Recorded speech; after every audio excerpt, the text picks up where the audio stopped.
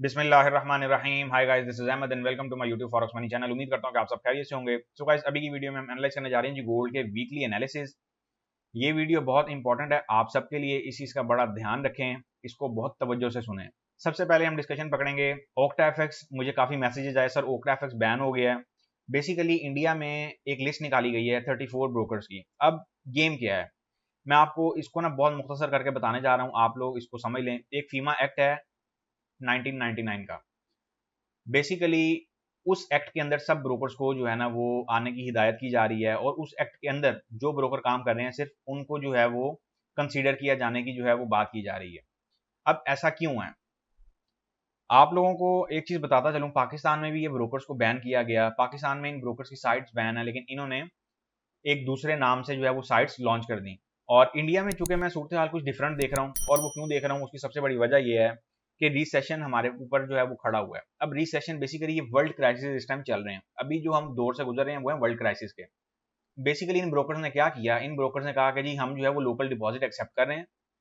और सबसे ज्यादा जो काम खराब किया है वो किया ऑप्शन ट्रेडिंग ने, जो कि एक प्रॉपर सट्टेबाजी है, जिसमें आपको बकायदा कहा जाता है कि हाय आई एम साहिल एंड जी मैंने $10 लगाए और मैंने जो है वो मर्सिडीज खरीद ली। तो ये बेसिकली एक ट्रैप है, बहुत इजी ट्रैप होता है ब्रोकर्स का अपनी तरफ जो है ना वो खींचने के लिए कि आप इस काम में पैसा लगाएं और देखें कितना मुनाफा है। मेरे पास काफ़ी सारी ऐसी जो है वो रिक्वेस्टें आई और मुझे मैसेजेस आए। काफ़ी ऐसी कम्युनिटी के मेंबर्स हैं जिन्होंने बाकायदगी से मुझे ये बताया कि सर हमें तो इस काम का पता भी नहीं है, लेकिन हमें किसी ने कहा कि इसमें पैसा डाल दो, तो हमने अपनी ज़िंदगी भर की जमा पूंजी डाल दी। अब पॉइंट इस कि लोकल डिपॉजिट की सूरत में पैसा जो है वो आपके मुल्क से बाहर जाना बहुत हो गया आसान। और उसमें आप यूँ समझ लो कि उसमें हवाला हुंडी का बड़ा अहम किरदार है। और उसमें ऐसे बहुत सारे जो है ना वो डीप लूप होल्स हैं जो आप लोगों को शायद आप लोगों की रसाई तक भी नहीं है वो, या आप लोगों के सुनने में भी नहीं आते वो। तो हो सकता है आप लोगों के लिए ये चीज़ बहुत यूनिक हो, लेकिन मेरे लिए ये नहीं है। आप लोगों को मैं एक अरसे से कहता आ रहा हूँ कि आप लोग जब डिपॉजिट किया करें तो वो कोशिश किया करें, ये पाकिस्तान में भी ये इशू था और इंडिया में भी आने वाले वक्तों में यही इशू होगा, कि उसमें आप लोगों को बेसिकली लोकल अपने क्रेडिट डेबिट कार्ड से जो है वो डायरेक्ट फंडिंग की डिपॉजिट ना दें। डायरेक्ट फंडिंग की जब आप लोकल डिपॉजिट करते हैं ना क्रेडिट और डेबिट कार्ड, तो आप लोग बेसिकली बैंक के रडार पे आ जाते हैं कि ये बंदा मुल्क से पैसा बाहर भेज रहा है, अच्छा ये इस जगह पे पैसा भेज रहा है। और क्रेडिट डेबिट कार्ड के ट्रांजेक्शन के मैं सख्त जो है वो खिलाफ हूँ। कोशिश किया करें ई वॉलेट्स यूज करें या क्रिप्टो यूज कर लें, वो इस टाइम सबसे बेटर है। और रह गई बात ब्रोकर्स की, ब्रोकर्स ने बेसिकली इंजेक्ट किया हुआ है। आप देखें कि यहाँ पे हाई लेवरेजेस मिलती हैं, और उन हाई लेवरेजेस में आप लोगों को ऐसा इंजेक्ट किया हुआ है सब चीज़ों में कि आप लोगों को समझ ही नहीं आती कि हो क्या रहा है। ये बेसिकली आपकी इकोनॉमी को ये चीज़ इंजेक्ट करती है, क्योंकि आपके मुल्क से पैसा धड़ाधड़ बाहर जा रहा होता है, और यही नतीजा होता है कि आप लोगों के जो बेरोजगारी की शरह है, जो आप लोगों के मुल्क में जो क्राइसिस की शरह है, वो डे बाय डे बढ़ती जा रही होती है। तो इस चीज़ को कंट्रोल करने के लिए बेसिकली इन लोगों ने इन जोन्स को, खासतौर पर एशिया जोन को ऐसे टारगेट किया होता है हाई लेवरेजेस देके।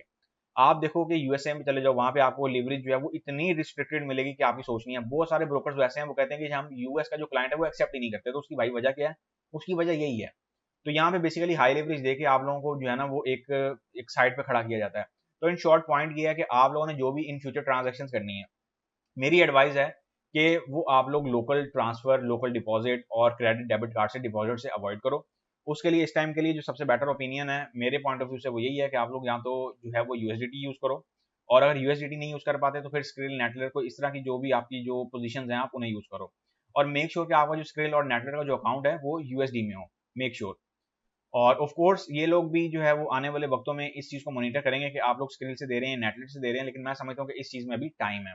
तो जो अभी के हवाले से इकदाम करने चाहिए वो आप लोगों को मेरे हिसाब में ये वाले इकदाम करने में बेटर हैं, और लोकल डिपॉजिट के चक्करों से बाहर आए। अब हम चलते हैं जी गोल्ड के एनालिसिस की तरफ। इससे पहले मैं एक अनाउंसमेंट करने जा रहा हूँ, उसको भी तवज्जो से सुन लें। अब जो मंडे से ट्रेडिंग वीक स्टार्ट होने जा रहा है, उसमें हमारे जो दो चैनल चल रहे हैं, एक चल रहे हैं विदाउट एसएल और एक चल रहा है जी विद एसएल। दोनों चैनल्स आपके सामने हैं। विदाउट एसएल में हम लोग विदाउट स्टॉप लॉस ट्रेडिंग करते हैं, और विद एसएल में हम लोग स्टॉप लॉस के साथ ट्रेडिंग करते हैं। और तीसरी जो चीज मैं ऐड करने जा रहा हूँ वो ये है कि वन टू वन कंसल्टेंसी।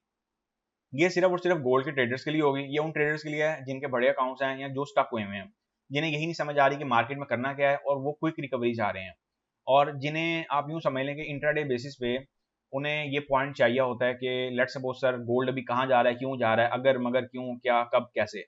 ऐसे जितने भी क्वेश्चन होंगे वो अब से वन टू वन कंसल्टेंसी में काउंट किए जाएंगे। और ऑफ कोर्स ये पेड कंसल्टेंसी होगी। अगर आप लोगों का कोई ऐसा इशू है तो आप लोग वन टू वन कंसल्टेंसी में अप्रोच कर सकते हैं मुझे वाया टेलीग्राम ही। और इसके साथ साथ आप लोगों को एक और बात बताता चलूं, जब आप स्टॉप लॉस वाला trading channel, premium trading channel जब ज्वाइन करते हैं तो आप लोगों को इतनी हाव नो होनी चाहिए कि what is break even, what is trailing stop, ताकि आप लोग एटलीस्ट अपना जो प्रॉफिट है उसको बचाने का तरीका सीख सकें। याद रखें, ये जो प्रीमियम चैनल होते हैं ये बेसिकली एक सिग्नल चैनल है, ये लर्निंग चैनल नहीं है। यहाँ पे अगर आपका ऐसा कोई कॉन्सेप्ट है ना तो उसको आप अभी क्लियर करें कि सर आप जो है वो यहाँ पे लर्निंग देंगे या यहाँ पे सिर्फ सिग्नल देंगे। ये आप लोग मेरे से बेशक पूछ भी लिया करें। सिग्नल्स एक अलग चीज है, एक अलग सेक्शन है, और लर्निंग एक अलग सेक्शन है। दोनों चीजों को मिक्स कतन ना करें। बात करें अगर हम ट्रेडिंग रिजल्ट्स की, तो अल्हम्दुलिल्लाह हम स्टॉप लॉस में भी जो है वो बड़ा बेहतरीन हमने प्रॉफिट बनाया, और विदाउट स्टॉप लॉस में भी हमने बहुत बेहतरीन प्रॉफिट बनाया।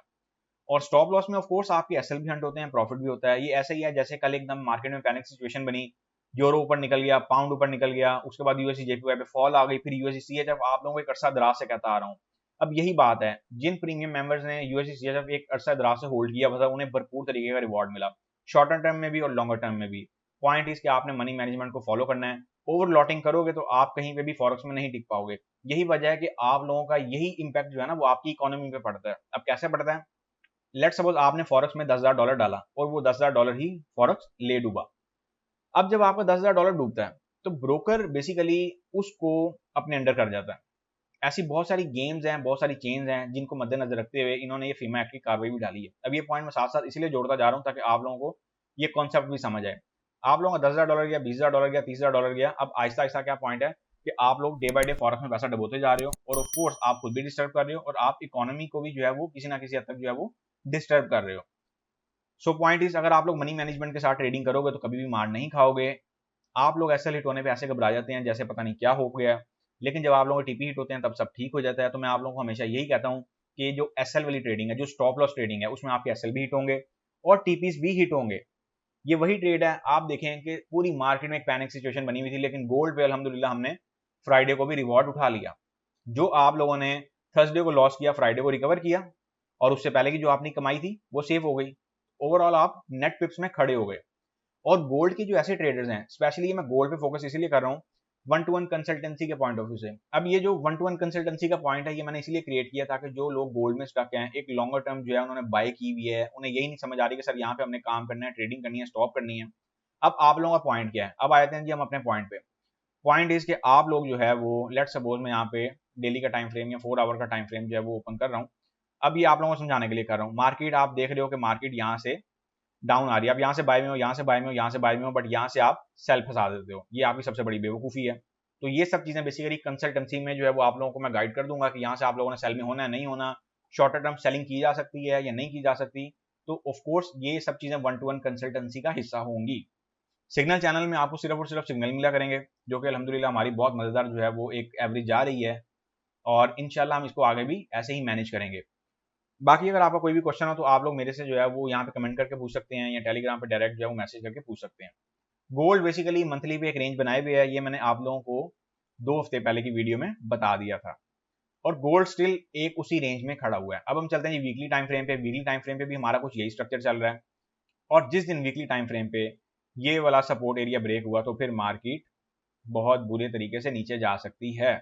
इस चीज को आप लोगों ने जहन में रखना है। अब ये जनरल रीडिंग इसलिए आप लोगों को साथ साथ दे रहा हूँ ताकि आप लोगों का जो एक, आप यूं समझ लो कि आप लोगों का जो माइंड का एक खाना है ना वो खुले, वो एक्टिव हो, उसे पता हो कि मार्केट जो है उस टाइम ये करने के मूड में है। अब D1 के टाइम फ्रेम पे जो गेम चलने वाली है वो क्या है, अब आप लोग थोड़ा सा उस पर जरा तवज्जो दे लें। D1 का जो टाइम फ्रेम है, बेसिकली D1 के टाइम फ्रेम पे हमें कुछ ऐसा ब्रेकआउट भी जो है वो देखने को मिल रहा है।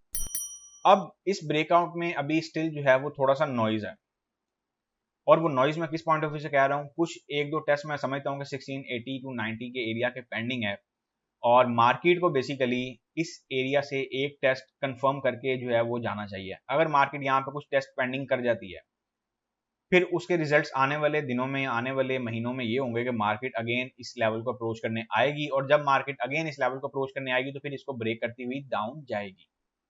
तो लिहाजा मैं समझता हूँ कि मार्केट को यहाँ पे फाइनल अपनी जो रिकवरी है, जो फाइनल एक पॉइंट्स है ना, उन्हें क्लियर करके यहाँ से निकलना चाहिए, ताकि पता चले कि एक प्रॉपर जो है वो बुल रन मेंटेन करने जा रही है मार्केट। इसके साथ साथ आप लोगों को मैं ये भी बताता चलूँ कि D1 पे हमारे पास एक और पैटर्न भी जो है वो मजेदार बनता हुआ दिखाई दे रहा है, और वो पैटर्न कौन सा है? वो पैटर्न कुछ इस तरीके का पैटर्न है। इस पैटर्न को भी आप लोगों ने जो है वो अपने जहन में रखना है।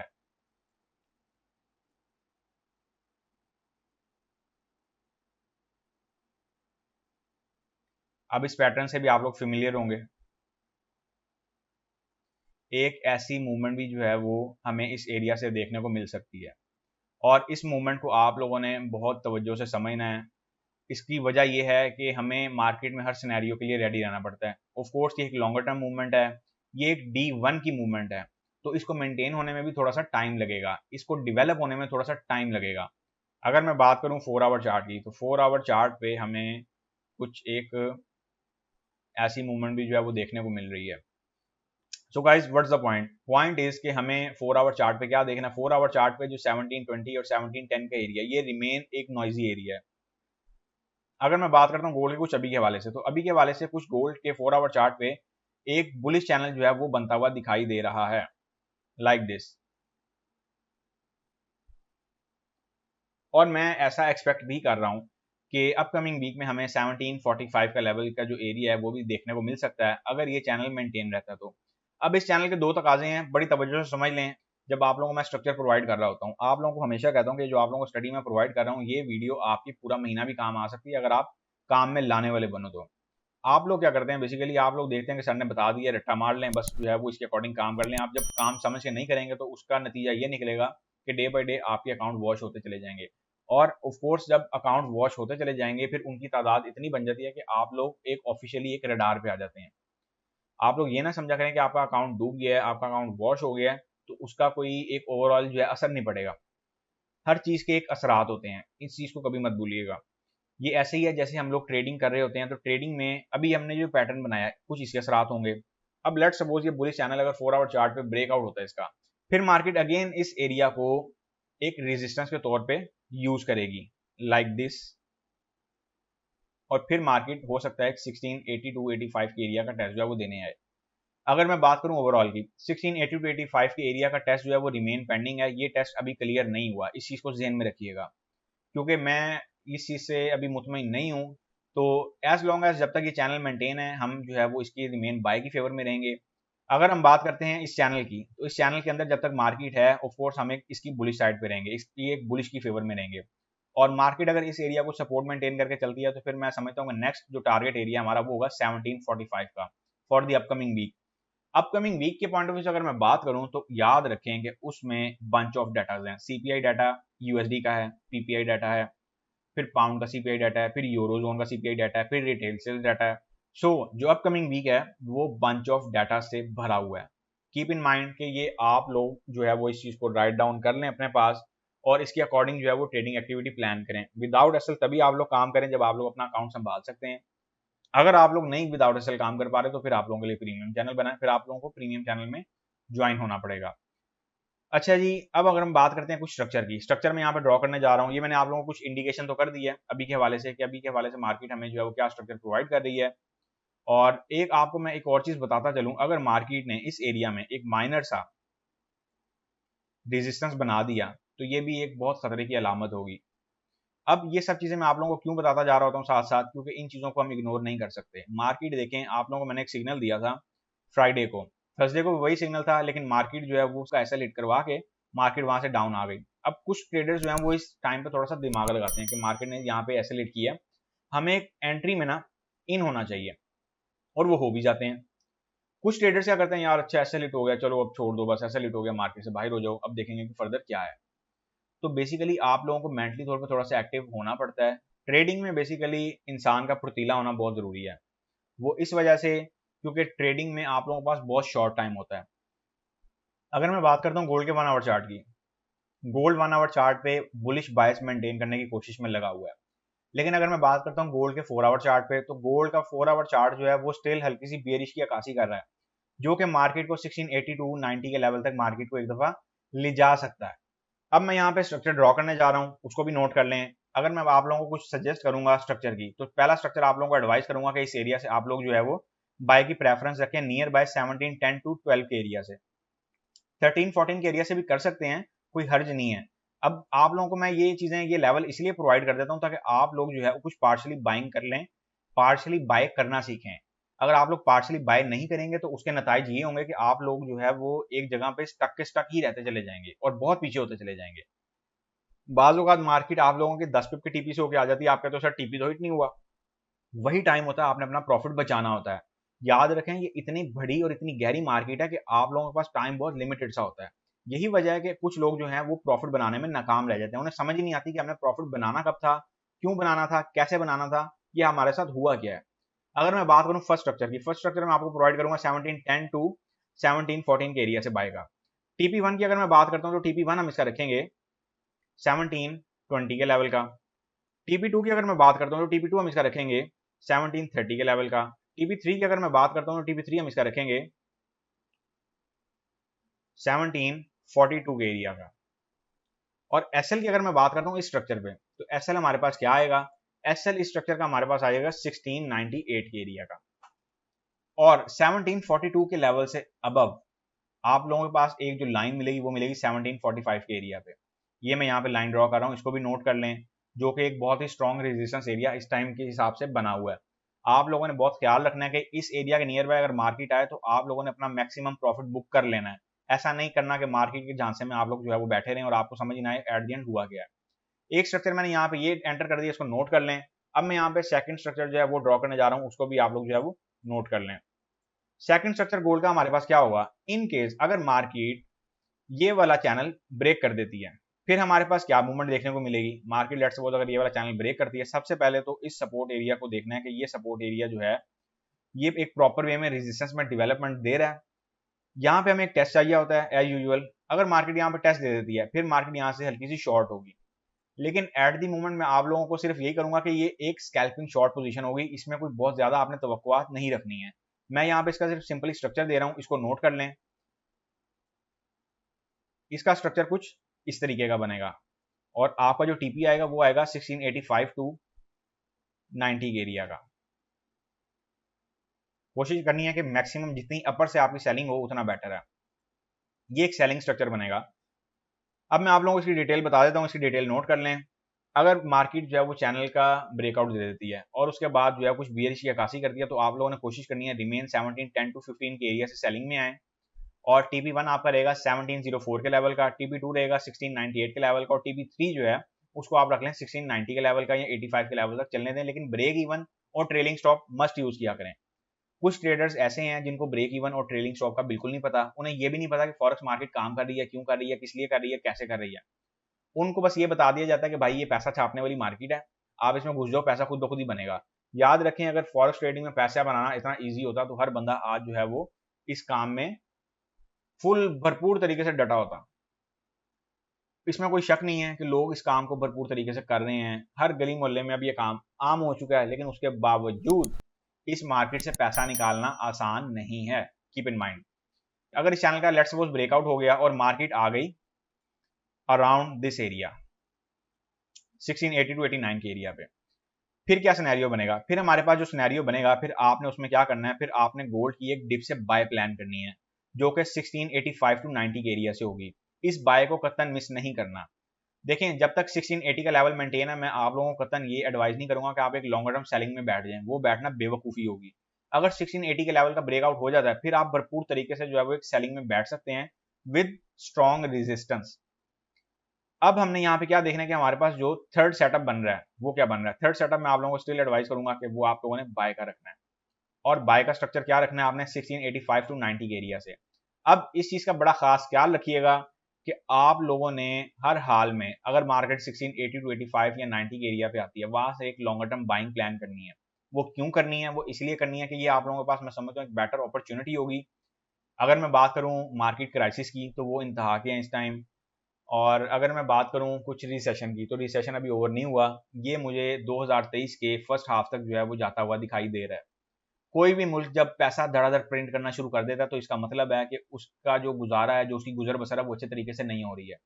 उसमें यूएसए हो जिसने पिछले साल भरपूर पैसा प्रिंट किया और इस साल उन्होंने मार्केट में दे मारा, और उसके नतीजे ये निकले कि बहुत सारे ट्रेडर तो सिर्फ यूएससी जेपीवाई में ही डूब गए।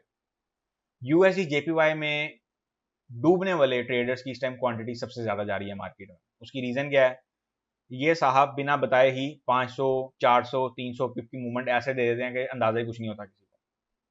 एनीवे ये एक बड़ी लॉन्ग कन्वर्सेशन निकल जाती है। हम आते हैं अपने वापस पॉइंट पे, और 1680 टू 85 या 90 के एरिया से मैं समझता हूँ कि जो लोग लॉन्गर टर्म बैठना चाह रहे हैं गोल्ड में, ये अगेन उनके पास एक अपॉर्चुनिटी आएगी अगर मार्केट यहाँ पे आई तो। और यहाँ से मैं आप लोगों को एडवाइस करूंगा कि भरपूर तरीके से ना मार्केट में जंप इन होने की आप लोगों ने कोशिश करनी है, और लॉन्गर टर्म होल्ड करना चाहें तो लॉन्गर टर्म कर लें, शॉर्टर टर्म करना चाहें तो शॉर्टर टर्म कर लें।